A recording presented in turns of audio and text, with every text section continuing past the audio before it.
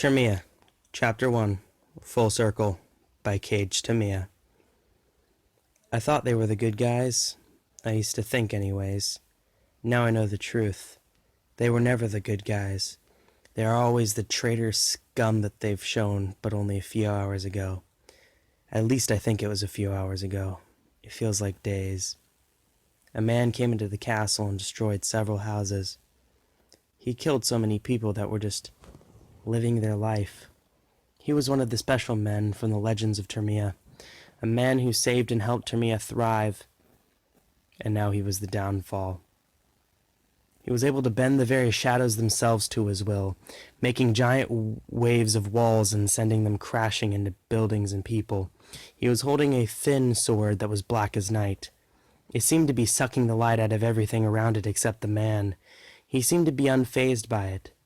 He simply walked in and killed everyone in his path. I myself almost died, but lucky for me, the building that would have crushed me had a small gap. That one small gap, by sheer luck, happened to be the part that would have fallen on me. I climbed out of the rubble around me. I knew my only way to survive was to leave, but something kept pulling me to follow the man, almost like the sword was sucking me in as well. So I followed him. After about a minute, he stopped to marvel the destruction he caused. I heard a noise to my left. I swung my head around to see what it was. It was an older man in his 70s.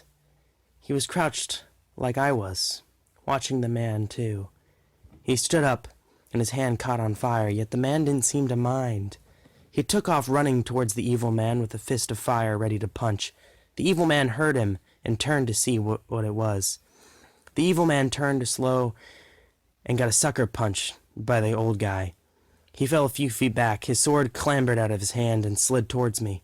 He stood up, but the old man pounced on him, and the two were rolling around on the ground, throwing punches at each other.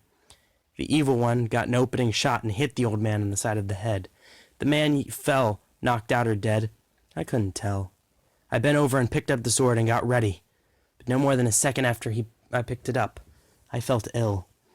The sword was draining my life. I could feel it tugging at my soul.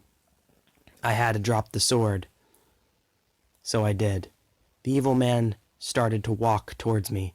I took off running out of the gate and kept running. I didn't stop until I found myself lost in a desert. And I thought to myself how unfair life was, destroying my home, killing everyone I knew, and dumping me in a desert. I was only 10. This isn't fair. Now I am by myself in a desert. I hear a noise, the sound of wind and a step in the sand. I turned around to see the man standing there, his sword pointing at me. From all around me, I can hear the man's voice.